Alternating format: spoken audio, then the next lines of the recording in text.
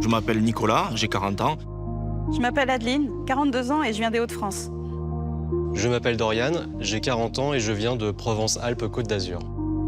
Je m'appelle Dominique, j'ai 68 ans. Je m'appelle Richard, j'ai 53 ans et j'habite en Île-de-France.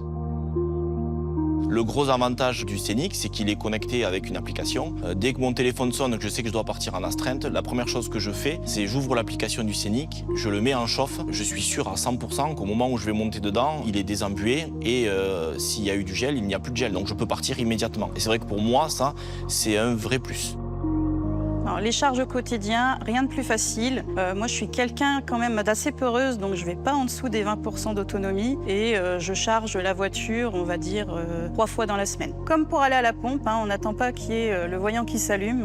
On recharge tout simplement à la maison. En termes d'entretien, il y en a très peu. Il n'y a pas de carter d'huile, il n'y a pas de boîte de vitesse, il n'y a pas beaucoup de pièces qui s'usent, donc pas de vidange, pas de filtre à air, pas de filtre à huile, pas toutes ces choses qu'il faut changer tous les 10-15 000 km et qui maintenant coûtent beaucoup plus cher. Ne plus avoir les mains qui sentent le gasoil, ne plus faire la queue à la station-service, avoir un prix du carburant qui fluctue en fonction de contextes géopolitiques qui m'échappent en totalité, ne plus être dépendant de telle ou telle grève de transporteurs de carburant me va très très bien. Il faut vraiment essayer. C'est la meilleure réponse que je peux donner à tous ceux avec qui j'en discute. Une fois qu'ils ont essayé les véhicules hybrides ou électriques, ils ont du mal à revenir en arrière.